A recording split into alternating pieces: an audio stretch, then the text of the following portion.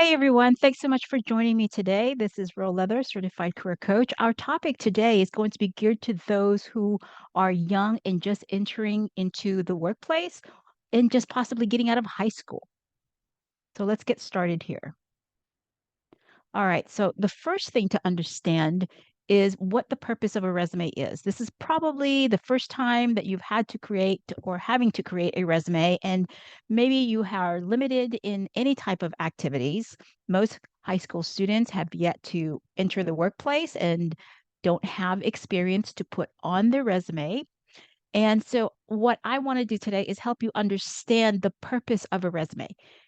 You, at this point in your career, likely will not have anything to put on a resume, and employers that you are applying to will understand that. So there's a little bit of difference as to what their expectations are on your resume versus an adult who's already had time to work on their career. All right, so let's dig into this. The purpose of a resume in general, okay, in general, is to present the qualifications that you have for the target role you're applying for. It is a tool to convey that you are the right candidate for this job. And it is a tool to entice the employer to bring you in for an interview. But then as a young adult, what you're probably thinking is, but what if I'm still in high school and I don't have work experience? That is why we're here. We're going to talk about what you have to work with while still in high school. Okay, so as a young adult, the purpose of your resume is a little bit different. The messaging that it's going to be sending is going to be a little bit different from that of a working adult.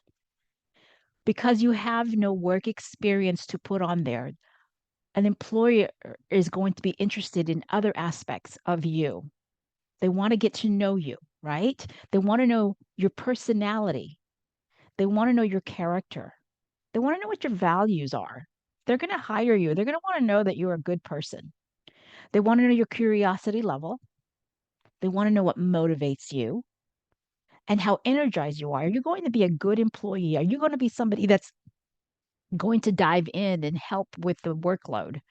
And they want to know what you're interested in.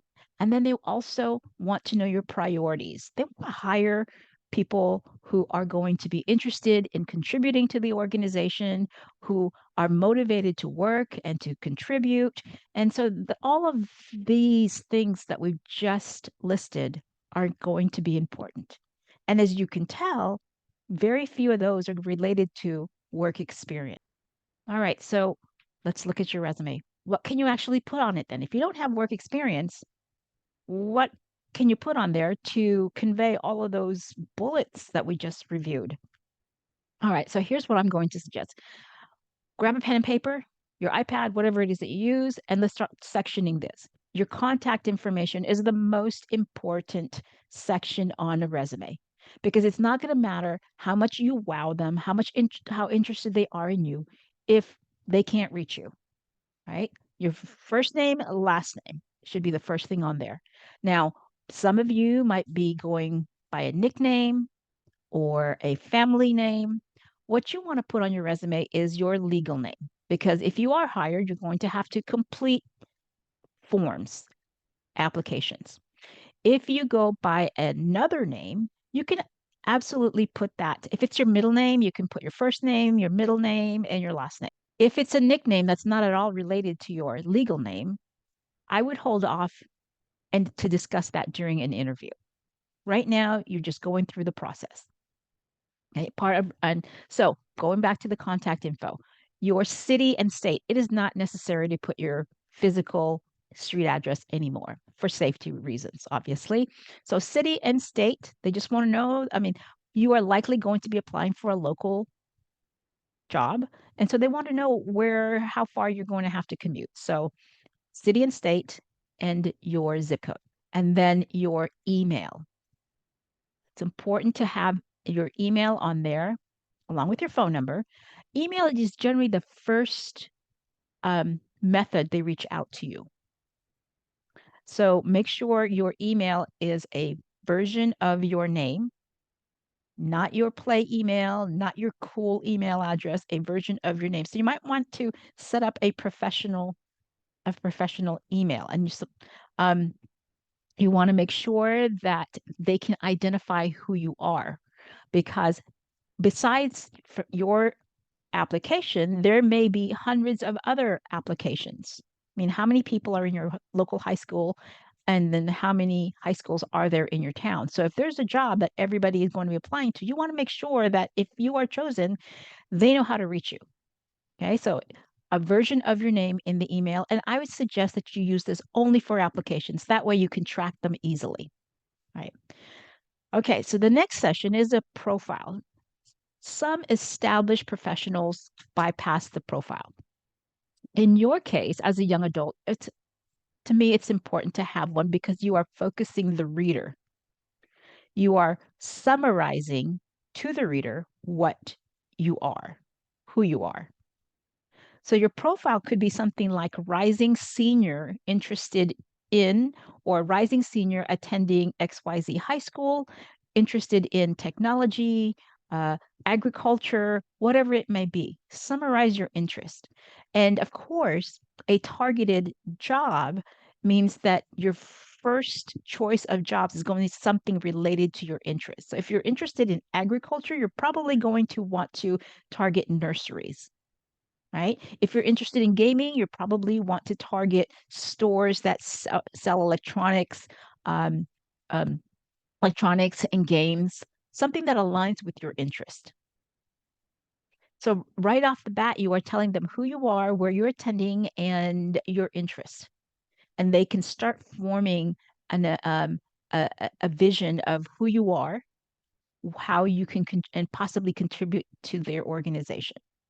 All right. So then your education should be the next section because that is your strongest qualifier at this point. I always say lead with your strongest qualifier. For an adult who is established in their career already, I tell them to lead with that strong experience. But in your case, it's education. And you probably only have your high school, so that's fine. If you are involved in extracurricular activities in your high school, this is a place to put them. Are you in band? Are you on the debate team? Are you in student government? Whatever you may be. Some of you are probably saying, I didn't join any of that. That's okay. There's still areas where we can work on activities for you. Are you engaged outside of your school? Church, community, you volunteer anywhere. Those are important. You want to know how giving you are, how engaged you are in your community. Don't have any of those. Now is a good time to start looking. I would say start with volunteer work. Find a nonprofit organization in your community, volunteer a day or two, few hours during the week, and make it consistent. I'm not talking about if it's an event, you can volunteer that for one day. Maybe it's an election. So you volunteer one day. You can put that on your resume. But if it's a nonprofit organization, it should be ongoing to show consistency. And again, trying to show that you're going to be a good employee. And this volunteer work is kind of as an example. So they want to know that if you've committed to volunteer a couple times a week, a few hours a week, they want to know that you're going to be consistent. And this is going to be a really good organization to give you a recommendation. Okay, keep that in mind. All right, so simple format. Don't use templates. There are lots of templates out there. You can even convert your LinkedIn profile into a resume. I always like to start simple for one reason. When you apply to when you're applying, sometimes you're going to a portal, you upload your documents, and depending on formatting that you've submitted, it could come out the other side wonky, or it could possibly be rejected by what's called application tracking systems.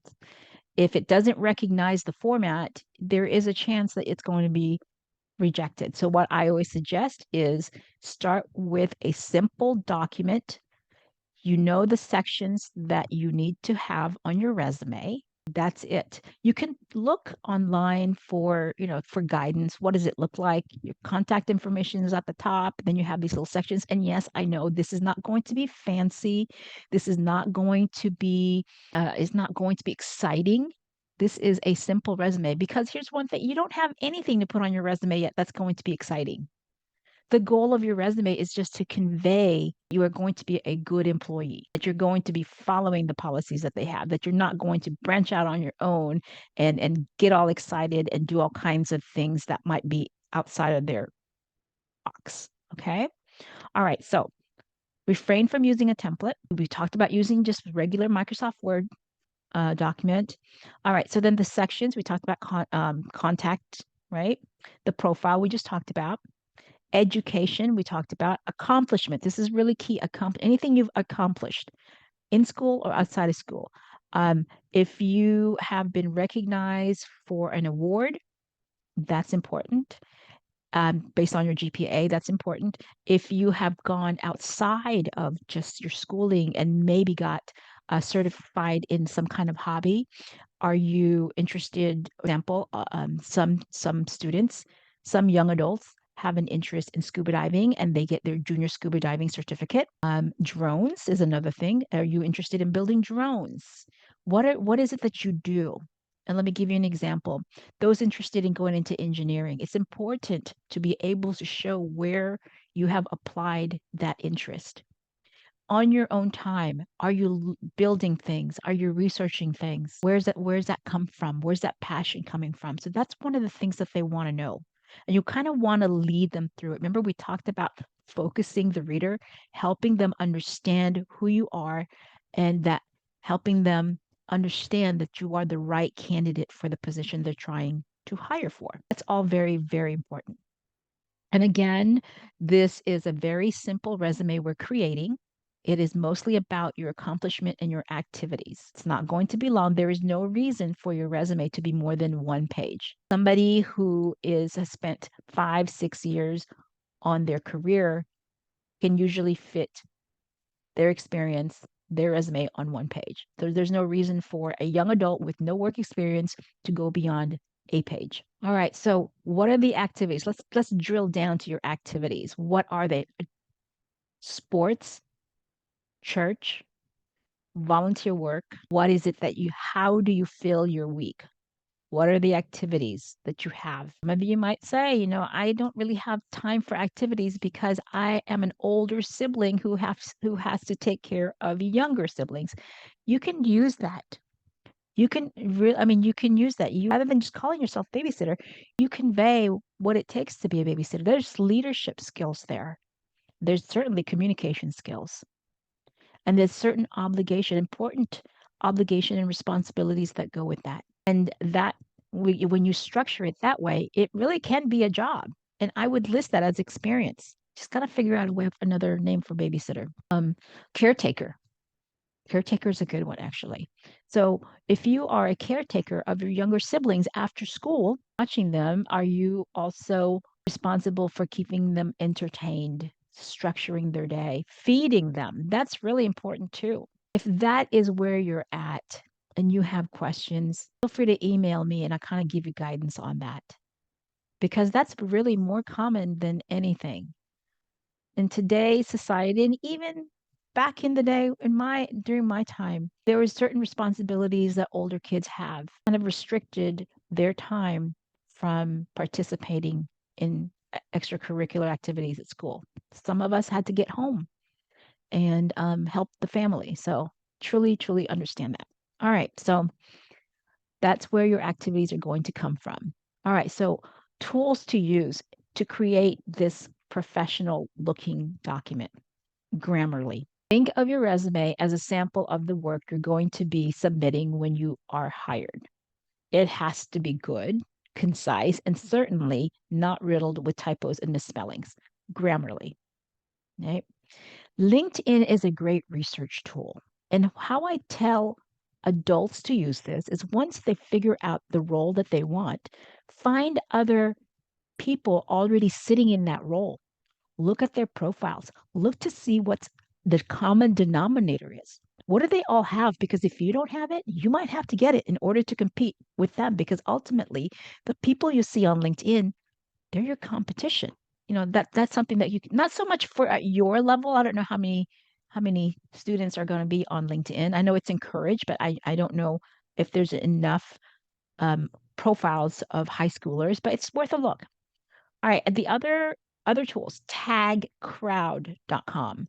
It is a website where you can cut and paste your resume, and when it and it'll scan the most used words that you have on that document. The larger the word is, the more often you use it. And the reason that's important is because you also want to scan the job description that you are applying for, because you want to make sure that you're using similar words if applicable. I'm not saying just to throw those words in if it doesn't apply to you.